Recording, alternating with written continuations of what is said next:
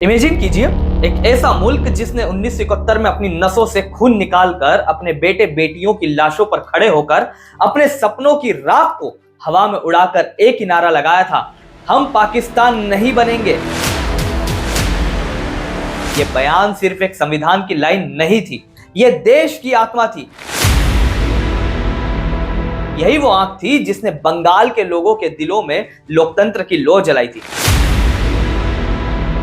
उस लड़ाई में लोग सिर्फ पाकिस्तान से आजादी नहीं मांग रहे थे, वो तानाशाही से मुक्ति चाहते थे, जुर्म से मुक्ति चाहते थे, उस शासन से मुक्ति चाहते थे जो जनता की आवाज को गोली की आवाज से दबाता था। पर अब 2025 में लगभग आधी सदी बाद वही देश एक ऐसे मुकाम पर खड़ा है जहां एक अदालत में तालियां बजाकर मौत की सजा सेलिब्रेट की जाती है। और आप एक आउटसाइडर की तरह ये सब देखकर सोचते हैं, क्या ये वही बांग्लादेश है? क्या ये वही देश है जिसने पाकिस्तान बनने से बचने के लिए खून बहाया था? या फिर यही पाकिस्तान का हाई अपग्रेडेड अवतार बन रहा है, बस ज्यादा चमकीला, ज्यादा मॉडर्न, लेकिन अंदर से उतना ही हॉलो। 17 नवंबर 2025 ढाका की अदालत, जज ने बड़े आराम से फाइल पलटी, गला साफ किया और कहा, former prime minister Sheikh Hasina को मौत की सजा। इसके बाद कोर्ट रूम में ऐसी तालियां बजी जैसे किसी क्रिकेट स्टेडियम में तेंदुलकर ने सेंचुरी मारी हो। ये तालियां लोकतांत्रिक जागृति की थी या भावनात्मक बदले का धुआं थी? ये सवाल भीड़ ने नहीं पूछा, क्योंकि क्राउड का अपना लॉजिक होता है। उसे अगर लगता है कि कोई गलत था तो वो कोर्ट का फैसला अपनी अदालत की तृप्ति मान लेती है। लेकिन असली सवाल यह है कि क्या यह कोर्ट फैसला जनता के चूजन डेमोक्रेटिक सिस्टम के तहत आया? क्योंकि बांग्लादेश की इंटरिम गवर्नमेंट को जनता ने किसी पिकनिक में चुनकर नहीं बुलाया। यह सरकार एक पॉलिटिकल वैक्यूम की देन है। ऐसे माहौल में मौत की सजा का फैसला सिर्फ कानून से नहीं, पावर डायनामिक से भी प्रभावित लगता है। अब 1971 की कहानी पर लौटें। शेख मुजीबुर रहमान यानी हसीना के पिता, देश के फाउंडिंग फादर, उन्होंने देश को पाकिस्तान के दमन से मुक्त कराया। लेकिन 1975 में वो और उनका परिवार हसीना को छोड़कर मिलिट्री कॉप में मारे गए। इससे बांग्लादेश के डीएनए में एक स्थायी डर बैठ गया कि सत्ता बदलते ही जान खतरे में पड़ जाती है। इसके बाद बांग्लादेश की पॉलिटिक्स बार बार काउप, मार्शल लॉ और अनस्टेबल डेमोक्रेसी से गुजरती रही। फिर डेमोक्रेसी स्थिर हुई और दो पॉलिटिकल जायंट्स उभरे, हसीना और खालिदा जिया। दोनों की राइवलरी साउथ एशियन पॉलिटिक्स की सबसे आइकॉनिक और सबसे टॉक्सिक फाइट्स में से एक है। यह राजनीति नहीं थी, ये लिटरली दादी नानी वाली लड़ाई थी जिसमें देश कोलेटरल डैमेज बन गया। फिर आते हैं हसीना की दशकों लंबी सरकार पर। 2009 से 2024 तक अनइंटरप्टेड सत्ता। सच कहे तो बांग्लादेश की इकोनॉमी ने उनके दौर में चमत्कार किया। जीडीपी 6 से 7% पर बढ़ी, गारमेंट इंडस्ट्री ने दुनिया में झंडे गाड़े, फॉरेन इन्वेस्टमेंट आई, पॉवर्टी आधी हुई। लेकिन पॉलिटिकल क्रिटिक्स की कहानी दूसरी है। वो कहते हैं कि डेमोक्रेसी धीरे धीरे कांच के शोपीस की तरह शेल्फ पर रख दी गई। चुनावों में धांधली के आरोप, अपोजिशन लीडर्स पर लगातार मुकदमे, मीडिया पर दबाव, एक्टिविस्ट की गिरफ्तारी, all these formed a parallel narrative. पर जनता जो गरीब और मेहनतकश है, उसने हसीना को हर बार भारी जीत दी। क्योंकि साउथ एशिया में वोटर्स अक्सर कहावत फॉलो करते हैं, पेट भर जाए तो लोकतंत्र थोड़े दिन पीछे चलता है। अब कहानी का सबसे एक्सप्लोसिव चैप्टर, 2024 का कोटा प्रोटेस्ट। स्टूडेंट्स ने सरकारी नौकरियों में 30% आरक्षण के खिलाफ विरोध किया, जो शुरू में पीसफुल था, पर कुछ ही समय में एलिगेशंस आए कि गवर्नमेंट ने ब्रूटल क्रैकडाउन किया, पुलिस फायरिंग, टीयर गैस, और यहाँ ट्विस्ट आता है, हेलीकॉप्टर से फायरिंग और ड्रोन से अटैक के आरोप। यह सुनकर साउथ एशिया शॉक था। क्रिटिकली सैकड़ों मौतों की बात हुई, हजारों घायल, और यही प्रोटेस्ट आग बनकर देश में फैल गया। और अंत में हसीना को 5 अगस्त 2024 को देश छोड़ना पड़ा और वो पहुंची इंडिया यानी साउथ एशिया की सबसे बड़ी असाइलम मेकर दुकान में। भारत ने उन्हें सुरक्षा दी, क्योंकि जियोपॉलिटिक्स हमेशा मॉरल से बड़ा होता है। फिर बांग्लादेश में इंटरिम गवर्नमेंट बनी मोहम्मद यूनुस के नेतृत्व में, जो कि Nobel prize winner, respected economist थे। लोगों को लगा अब हलवा तैयार होगा, पर साउथ एशिया में पावर इतनी टॉक्सिक है कि नोबेल प्राइज भी पॉलिटिकल तेजाब में खुल जाता है। नई सरकार सत्ता में आई और थोड़े ही समय में उसी ट्रिब्यूनल ने, जिसे हसीना ने 2010 में बनाया था, उन्हें मौत की सजा सुना दी। आयरनी का ऐसा उबलता तवा इतिहास में कम देखने को मिलता है। The court produced a 453 page verdict जिसमें हसीना को वायलेंस, इंसाइटमेंट, मर्डर, कॉन्स्पिरेसी और ब्रूटली न रोक पाने के आरोपों के तहत गिल्टी ठहराया गया। एक्स होम मिनिस्टर को भी डेथ सेंटेंस, आईजीपी को जेल और कोर्ट में तालियां।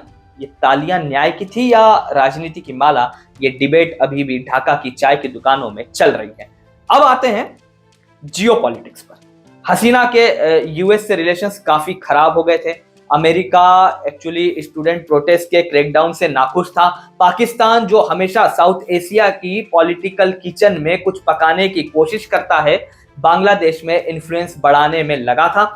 इंटरिम गवर्नमेंट को भी थोड़ा प्रो पाक टिल्ट कहा गया और चाइना तो हमेशा रेडी है पॉलिटिकल इंस्टेबिलिटी वाली जगहों में अपना घुसपैठ बढ़ाने के लिए। मतलब ढाका की राजनीति वॉशिंगटन, बीजिंग और इस्लामाबाद के ड्राइंग रूम्स में भी चल रही थी। इंडिया इस काउस के बीच फंस गया और सबसे बड़ा कार्ड उसके हाथ में था और वो था हसीना। अब आता है इंडिया का दही जम जाता हुआ डायलेमा। 2013 की इंडिया बांग्लादेश एक्स्ट्राडिशन ट्रीटी के मुताबिक अगर किसी पर सजा 1 साल से अधिक है, वारंट है, तो एक्स्ट्राडिशन होना चाहिए।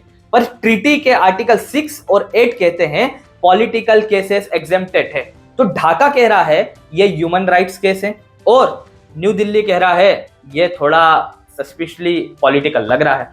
यही वजह है कि इंडिया नाइदर यस कह रहा है ना नो, लेकिन डिप्लोमेट्स का कहना है कि इंडिया शायद हसीना को एक्स्ट्राडाइट नहीं करेगा क्योंकि political instability, minority attacks and Pakistan China tilt सब इंडिया की नेशनल सिक्योरिटी को खतरा पहुंचाते हैं। और इंडिया की एक फिलॉसफी हमेशा से रही है, अगर पड़ोसी अनस्टेबल है तो खुद का पेट खराब होगा।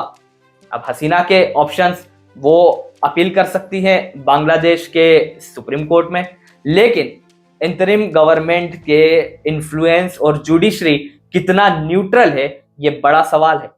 इंटरनेशनल बॉडीज जैसे कि यूएनएचआरसी कंडेम कर सकती है, फेयर ट्रायल मांग सकती है, पर वर्डिक्ट तो डाउटफुल है कि ओवरटर्न होगा। आईसीसी का डायरेक्ट रोल प्रैक्टिकली जीरो है। पॉलिटिकल असाइलम थर्ड कंट्री में ऑप्शन है, लेकिन कौन देश रेडी होगा, UAE, UK, Canada, depends on geopolitical alignment. अब बांग्लादेश की स्ट्रीट्स की बात करें, वर्डिक्ट के बाद कई शहरों में हिंसा, बम धमाके, हिंदू माइनॉरिटीज पर हमले, इंडिया विरोध, ये सब उस फ्रस्ट्रेशन का नतीजा है जो एक डिवाइडेड नेशन के अंदर प्रेशर कुकर की तरह जमा हुआ था। ढाका में ग्रेटर बांग्लादेश के मैप सर्कुलेट हो रहे हैं। कुछ लोग नेशनलिज्म के नाम पर इंडिया को विलेन बना रहे हैं। ये सब संकेत बताते हैं कि बांग्लादेश पॉलिटिकल वैक्यूम में गिर चुका है और अगर वैक्यूम बड़ा हो जाए तो चाइना और पाकिस्तान जैसे देश वैक्यूम क्लीनर लेकर एंट्री कर जाते हैं। और अब सबसे बड़ा एक्सटेंशियल सवाल, क्या बांग्लादेश पाकिस्तान बन रहा है या सिर्फ टेम्परेरी टर्बुलेंस है? टेक्निकली और इकोनॉमिक टर्म्स में जवाब है नहीं। बांग्लादेश कहीं ज्यादा स्टेबल है। उनकी गारमेंट इंडस्ट्री दुनिया की सबसे बड़ी है। फॉरेन रिजर्व्स अब भी रिजनेबल है। आईएमएफ सपोर्ट है, पर डेमोक्रेटिक इंडिकेटर्स में बांग्लादेश का हेल्थ रिपोर्ट आईसीयू में है। अगर लीडरशिप क्राइसिस, जुडिशियल अनसर्टेनिटी और पॉलिटिकल वेंडेटा कल्चर जारी रहा तो बांग्लादेश सिर्फ पाकिस्तान जैसा नहीं बनेगा, बल्कि पाकिस्तान का प्रीमियम वर्जन, शाइनी बाहर से होलो अंदर जैसा बन जाएगा। और ये ट्रेजेडी सिर्फ बांग्लादेश की नहीं है, ये साउथ एशिया की रिपीटेड ट्रेजेडी है। या डेमोक्रेसी एक फ्रेजाइल फूल की तरह है, थोड़ा दबाव दो मुरझा जाएगी, थोड़ा प्यार दो खिल जाएगी।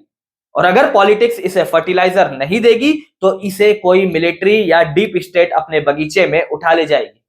तो दोस्तों, moral of the story simple है, अगर एक देश जिसका जन्म ही तानाशाही के खिलाफ रिवॉल्ट से हुआ था वो खुद तानाशाही की ओर मुड़ता दिखे तो यह इतिहास का सबसे काला आयरनी माना जाता है। और अब यह मुद्दा सिर्फ बांग्लादेश का नहीं रहा, ये इंडिया की सिक्योरिटी, साउथ एशिया की स्टेबिलिटी और पूरे रीजन के फ्यूचर की कहानी है। तो अगर आपने इस लंबी डिटेल पॉलिटिकल रोलर कोस्टर सवारी का मजा लिया हो तो वीडियो को लाइक और शेयर जरूर करना। कमेंट में बताना क्या बांग्लादेश पाकिस्तान बन रहा है या अभी डेमोक्रेसी की थोड़ी सी उम्मीद बाकी है। और चैनल को सब्सक्राइब कर लो, बेल आइकन को प्रेस कर लो। एक नए वीडियो के साथ आप सभी से फिर मुलाकात होगी। धन्यवाद। जय हिंद।